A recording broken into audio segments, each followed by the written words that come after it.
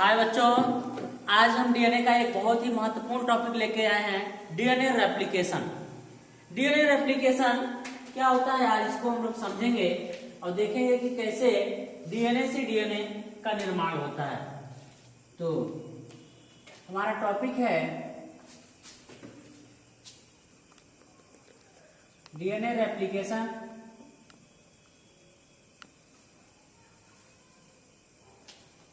अर्थात इसको हिंदी में हम कहते हैं डीएनए प्रतिकृति।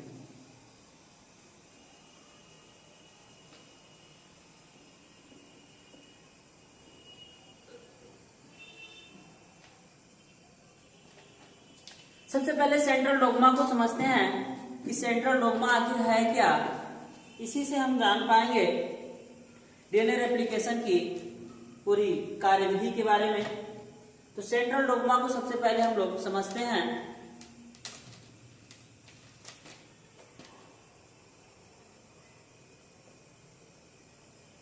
सेंट्रल डोग्मा हमारा क्या है?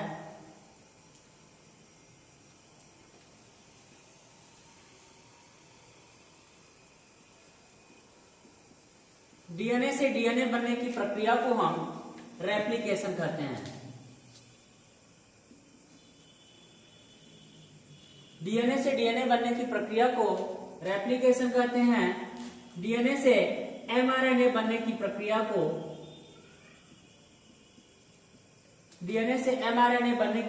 को ट्रांसक्रिप्शन।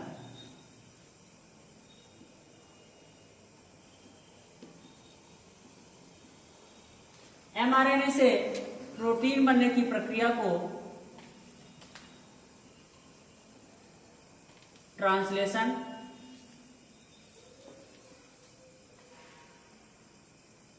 इस तरीके से हम सेंट्रल डोग्मा को समझ सकते हैं। डीएनए से डीएनए बनने की प्रक्रिया रेप्लिकेशन, डीएनए से एमआरएनए बनने की प्रक्रिया को ट्रांसक्रिप्शन, एमआरएनए से प्रोटीन बनने की प्रक्रिया को ट्रांसलेशन कहते हैं।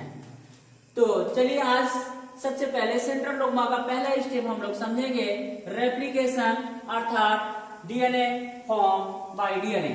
डीएनए से डीएनए बनने की प्रक्रिया रेप्लिकेशन कैसे होती है। जैसा कि मेसेल्सन और स्टाल ने अपने प्रयोग के द्वारा ये बताया था कि डीएनए का रेप्लिकेशन जो होता है वो सेमी कंजर्वेटिव टाइप का होता है। हम जानते हैं कि डीएनए 3 प्रकार से रेप्लिकेट हो सकता था। पहला स्टेप जो था वो आपका कंजर्वेटिव टाइप का, दूसरा डिस्क्रीट टाइप का और तीसरा सेमी कंजर्वेटिव टाइप का।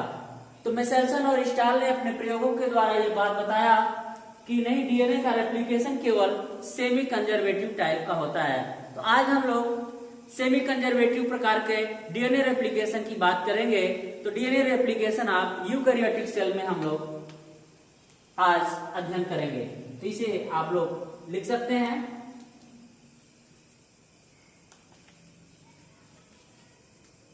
DNA replication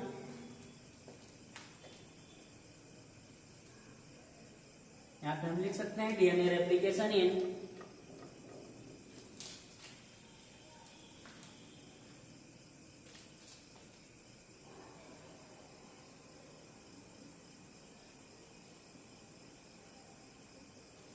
prokaryotic cell.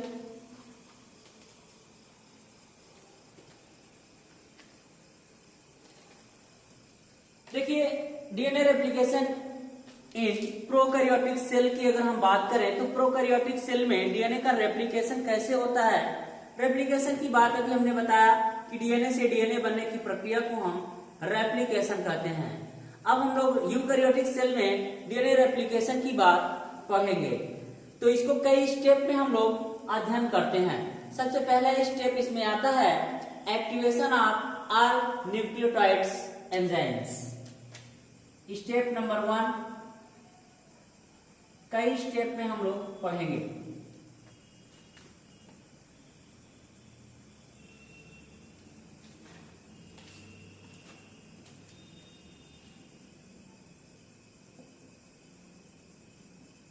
Activation of R nucleotides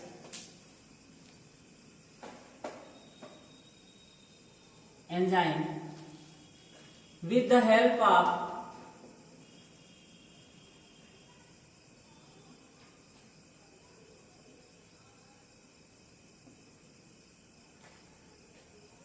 DNA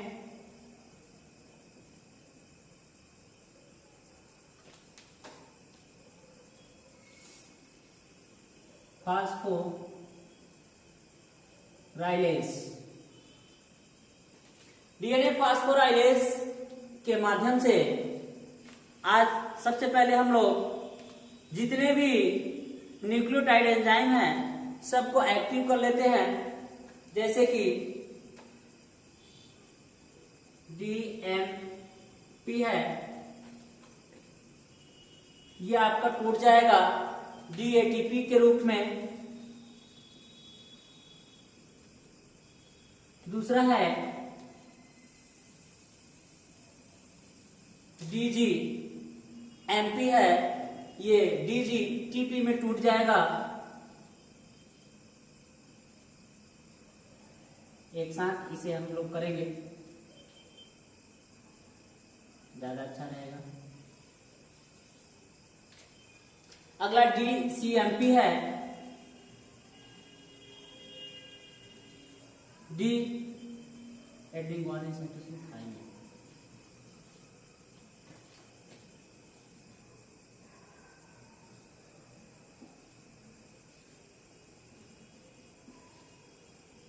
यहां पे एंजाइम लगेगा हमारा एटीपी फास्फोराइलेज, ये हमारा इनएक्टिव फॉर्म है, ये हमारा एक्टिव फॉर्म है। अब हम लोग जैसे ही डीएनए के सभी एंजाइम एक्टिवेट हो जाते हैं, स्टेप नंबर 2 पे चलते हैं, ऑरिजिन पॉइंट्स। स्टेप नंबर 2 आता है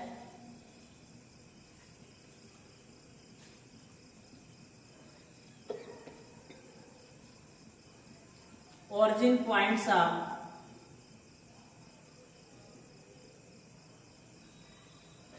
रेप्लिकेशन।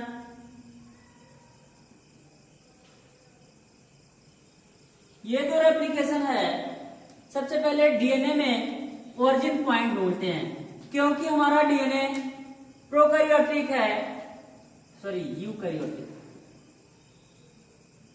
यहां पे गड़बड़ी हो गई थी।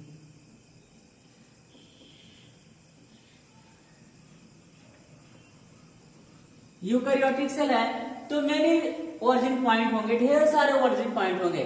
अगर यहीं पे प्रोकैरियोटिक सेल होती तो केवल एक ऑरिजिन पॉइंट होता, लेकिन क्योंकि सेल हमारी यूकैरियोटिक है इसलिए यहाँ पे ढेर सारे ऑरिजिन पॉइंट होंगे। तो ये हमारा ऑरिजिन पॉइंट हम लोग ढूंढते हैं, ये हमारा डीएनए है। अब इस डीएनए में हम लोग एक ऑरिजिन पॉइंट ढूंढेंगे, ये हमारा कोई ना कोई ऑरिजिन पॉइंट मिलेगा जहां से डीएनए रेप्लिकेशन प्रारंभ होगा। सपोज करिए ये हमारा ऑरिजिन पॉइंट है, यहां ये, इसे हम कहेंगे ऑरिजिन पॉइंट्स। यहीं पे डीएनए, यहीं की डीएनए रेप्लिकेशन की प्रक्रिया शुरू होगी। डीएनए रेप्लिकेशन की प्रक्रिया हमेशा ऑरिजिन पॉइंट से होगी। और डीएनए में कई, अगर यूकैरियोटिक सेल है, यूकैरियोटिक सेल का डीएनए है तो ये समझिए कि ढेर सारे ऑरिजिन पॉइंट होंगे। अगर वहीं पे प्रोकैरियोटिक है तो केवल और केवल एक ऑरिजिन पॉइंट्स होगा। अब हम लोग आगे की बात करते हैं। ऑरिजिन पॉइंट के बाद अब हम लोग चलेंगे स्टेप नंबर 3 में।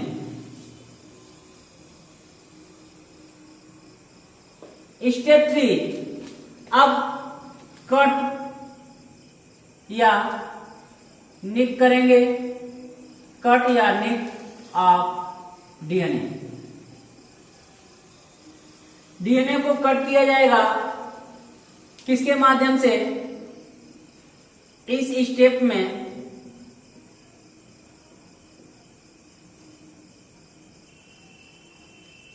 सबसे पहले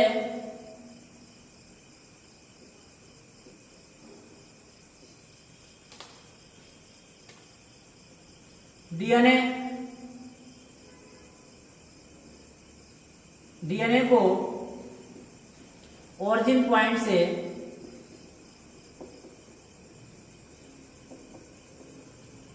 कट किया जाता है।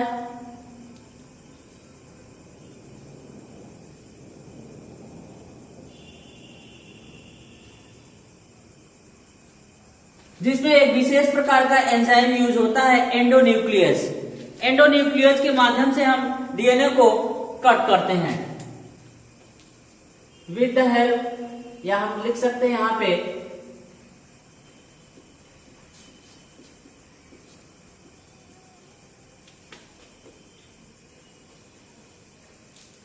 एंडोन्यूक्लियस के माध्यम से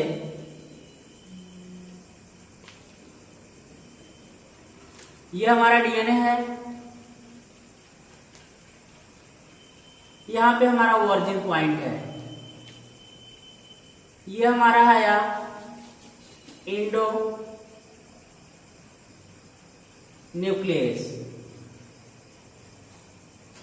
यहां पे हमने क्या काम किया, कट कर दिया, डीएनए को कट किया एंडोन्यूक्लियस की मदद से। एक बात ध्यान रखिएगा, एंडोन्यूक्लियस बहुत ही महत्वपूर्ण है हमारे डीएनए के अंदर। इसे आनुवांशिक कैंची के रूप में भी प्रयोग किया जाता है, या आनुवांशिक छुरी के रूप में भी इसको नामकरण करते हैं एंडोन्यूक्लियस। कहीं पे भी डीएनए को कटिंग करने की बात आए, डीएनए को काटने की बात आए, तो हमेशा ध्यान रखिएगा एंडोन्यूक्लियस एंजाइम ही कार्य करता है। अब हम लोग अगले स्टेप पे चलेंगे, स्टेप नंबर 4।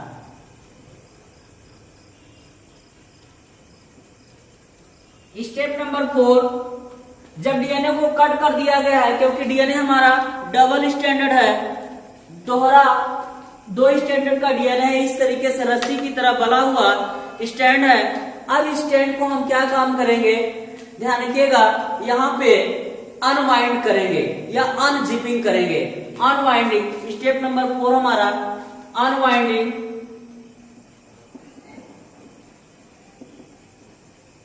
या unzipping of DNA strand. DNA के दोनों स्ट्रैंड को अनजिपिंग करेंगे with the help of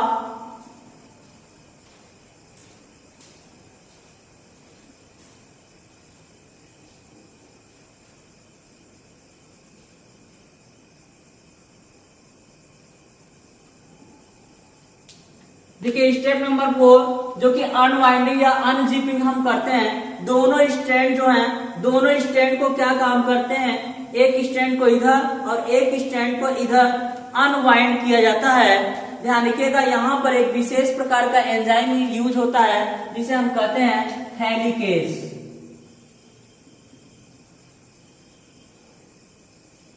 helicase enzyme की मदद से क्या काम करेंगे, डीएनए के दोनों स्ट्रैंड को अलग करेंगे, वाई शेप फॉर्म में ले आएंगे। यहां पे ये हमारा डीएनए स्ट्रैंड हो गया,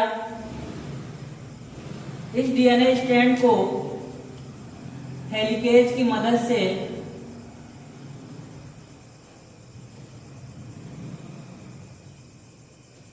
वाई शेप फॉर्म में बदल देंगे हेलिकेज के द्वारा। अब ये ध्यान रखिएगा, यहां पे हेलिकेज एंजाइम ज्यादातर कहां पर ये वर्क करता है, जहां पे टाटा बॉक्स होते हैं, क्योंकि ध्यान रखिएगा जहां पे निक एंड कट होता है वहां पे हमेशा टी ए टाटा बॉक्स होता है। टाटा बॉक्स क्योंकि थायमिन जो होता है वो एडेनिन के द्वारा डबल बॉन्ड के साथ जुड़ा होता है, जैसे थायमिन जो है वो एडेनिन के साथ डबल बॉन्ड से जुड़ेगा, जबकि ग्वानिन साइटोसिन के साथ ट्रिपल बॉन्ड से जुड़ता है, और ट्रिपल बॉन्ड को तोड़ने में ज्यादा एनर्जी लगती है, जबकि डबल बॉन्ड को जोड़ने में लेस एनर्जी, कम एनर्जी लगती है। इसलिए जहां पे TA इस तरह के बॉक्स आते हैं वहीं से ये अनवाइंडिंग होता है या अनजिपिंग होता है। अब अनजिपिंग होने के बाद हम लोग चलेंगे स्टेप नंबर 5। स्टेप नंबर 5 यहाँ से आप लोग पॉज करके लिख सकते हैं। अब स्टेप नंबर 5 हम यहाँ से स्टार्ट करेंगे।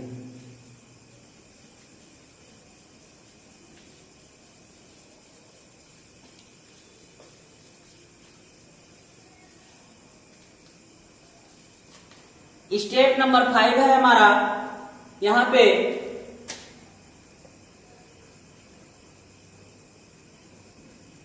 अब जैसे ही ये वाई से फॉग में बन गया, क्योंकि आप जानते हो कि अगर कोई रस्सी के दो स्ट्रैंड को अगर हम इस तरीके से खींचने के बाद अगर फिर से फ्री छोड़ दें तो वो पुनः उसी तरीके से दोनों स्ट्रैंड आपस में जुड़ जाते हैं। इसी तरह से डीएनए के दोनों स्ट्रैंड आपस में न जुड़ जाएं, इसके लिए यहाँ पे एक विशेष प्रकार का एंजाइम यूज होता है, SSBP,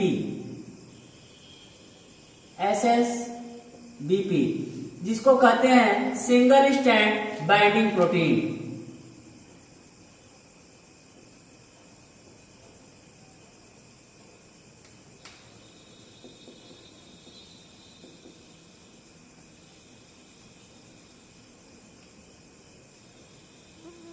single strand binding protein, single strand binding protein क्या काम करता है? ये दोनों स्ट्रैंड को बांध के रखता है। कैसे? जैसे ये हमारा वाई से फॉग है, अब वाई से फॉग को क्या काम करेगा? SSBP आएगा और इन दोनों स्ट्रैंड को इस तरीके से बाइंड कर देगा, जिसकी वजह से ये दोनों स्ट्रैंड पुनः क्वाइलिंग में न आ जाए, पुनः कुंडलित न हो जाए उसी अवस्था में। इसके लिए SSBP आया और इन दोनों स्ट्रैंड को बाइंड कर दिया। बाइंड करने के साथ साथ आप देख रहे हो कि यहाँ पर सुपर क्वाइलिंग हो गई। आप देखिए, अगर रस्सी को एक तरफ से अगर इस तरीके से खींचा जाए तो ऊपर की जो क्वाइलिंग है वो बढ़ती जाती है, क्वाइलिंग का स्टेप बढ़ता जाता है, सुपर क्वाइलिंग होती जाती है। यहाँ पर ये रिलैक्स था, यहाँ पर ये सुपर क्वाइलिंग हो गई। सुपर क्वाइलिंग को रिलैक्स करने के लिए अगले स्टेप हम लोग चलते हैं स्टेप नंबर 6 में। स्टेप नंबर 6 है, यहाँ पे आता है एक विशेष प्रकार का एंजाइम। इसमें डीएनए में बना हुआ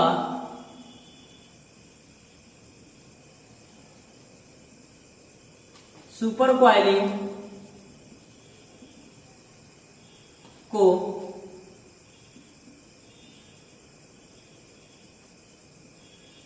रिलैक्स करने के लिए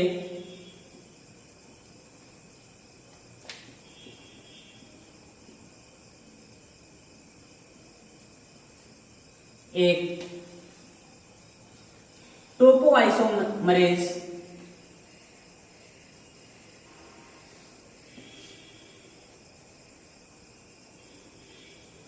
टोपोआइसोमरेज नामक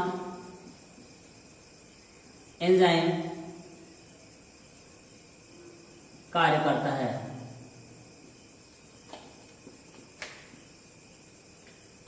ये आया, ये हमारी सुपर क्वाइलिंग थी। इस सुपर क्वाइलिंग को रिलैक्स करने के लिए एक विशेष एंजाइम टोपोआइसोमरेज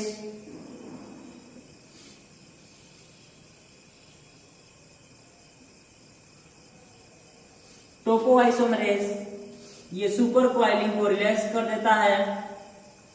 सुपर क्वाइलिंग को रिलैक्स करने की जरूरत इसलिए पड़ती है कि ज्यादा सुपर क्वाइलिंग हुई तो डीएनए इधर से ब्रेक हो सकता है, टूट सकता है। इसलिए ये टोपोआइसोमरेज क्या काम करता है? इसकी सुपर क्वाइलिंग को रिलैक्स कर देता है, जिससे डीएनए तनाव मुक्त हो जाए।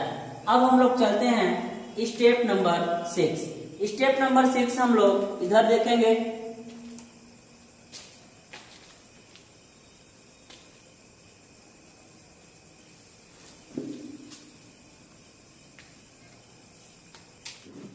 अब हम लोग स्टेप नंबर 6 हो गया है, स्टेप नंबर 7 की तरफ चलेंगे।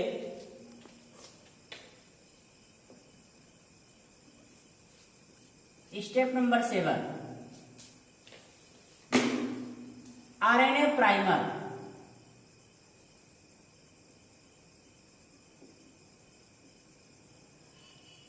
आरएनए प्राइमर स्टेप नंबर 6 में आता है। RNA primer is the small fragment of RNA. यह आरएनए का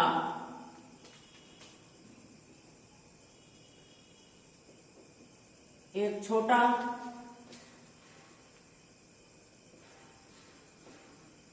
टुकड़ा होता है जो कि डीएनए के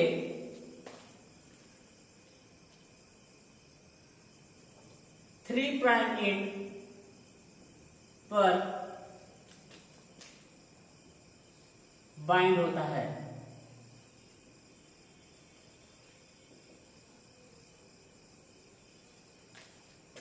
ये हमारा स्टेप है।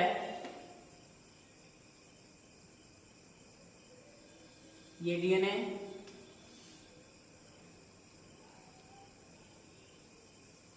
RNA primer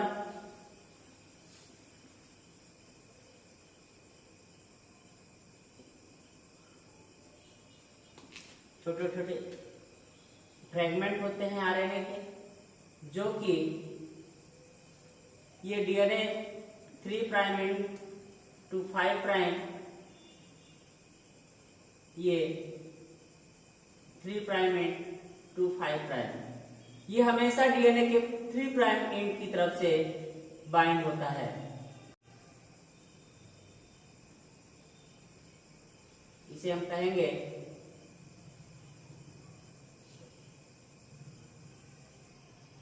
RNA primer. अब आता है step number 7।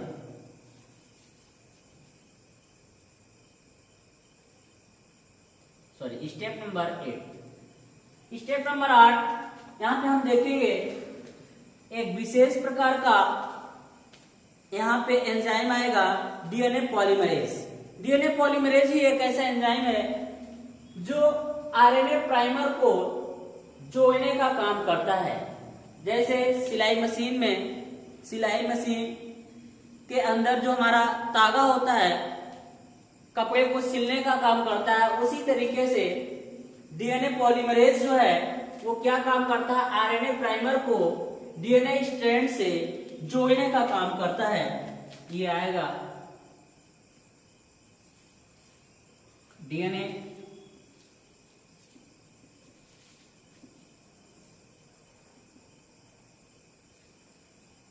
Polymerase.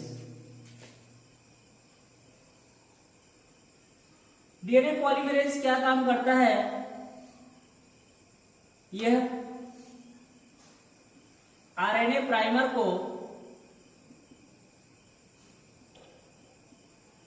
DNA strand से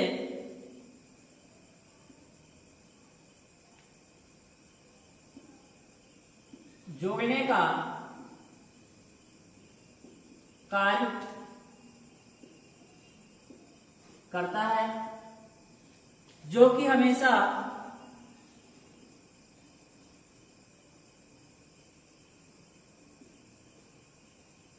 आरएनए प्राइमर के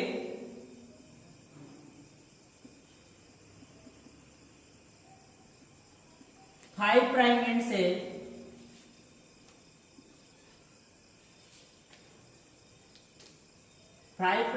से जोड़ने का कार्य करता है।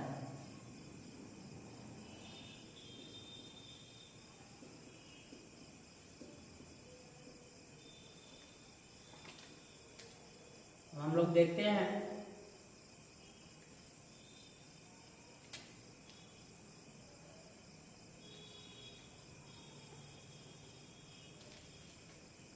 ये हमारा 3 प्राइम एंड, ये 5 प्राइम एंड, ये 3 प्राइम एंड, ये 5 प्राइम एंड, ये हमारा आप जानते हैं कि यहाँ पे 3 प्राइम एंड उपस्थित है, इसलिए ये कंटिन्यूअस स्ट्रैंड बनेगा और ये आरएनए प्राइमर नॉन स्टॉप जुड़ता चला जाएगा। यहाँ पे हमारा आरएनए डीएनए ये 3 प्राइम एंड पर ये 5 प्राइम एंड हो आरएनए का और ये 3 प्राइम एंड है। यहां पर डीएनए पॉलीमरेज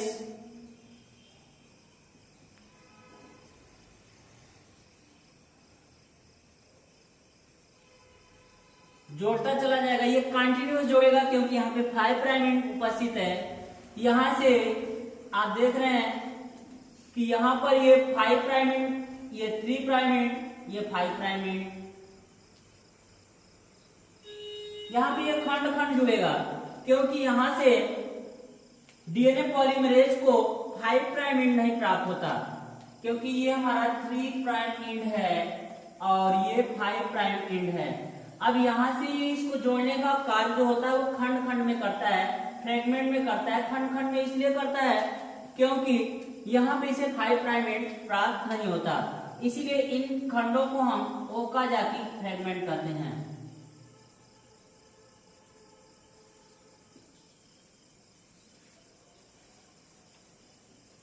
ये जो कंटिन्यूअस स्ट्रैंड है इसे टेम्पलेट कहते हैं।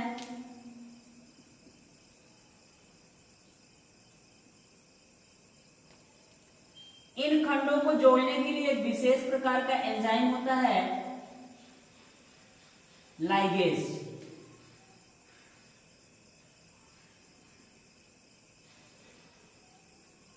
डीएनए लाइगेज की मदद से ये खंड स्टेप बाय स्टेप आपस में जुड़ते चले जाएंगे।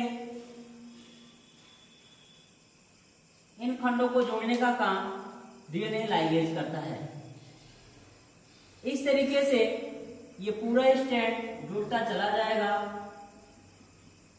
और एक नया स्ट्रैंड यहाँ पे बन जाएगा। ये जो हमारा एक नया स्ट्रैंड बनेगा, यहाँ पर एक नया स्ट्रैंड बनेगा। आप देख रहे हैं कि एक स्ट्रैंड जो है वो पेरेंटल है, एक स्ट्रैंड नया है। इस तरीके से यहाँ पे जो हमारा डीएनए का रेप्लिकेशन हुआ वो सेमी कंजर्वेटिव टाइप का डीएनए रेप्लिकेशन हुआ। धन्यवाद। नेक्स्ट वीडियो में हम लोग लेके आएंगे हमारे सेंट्रल डॉग्मा का अगला स्टेप, ट्रांसक्रिप्शन।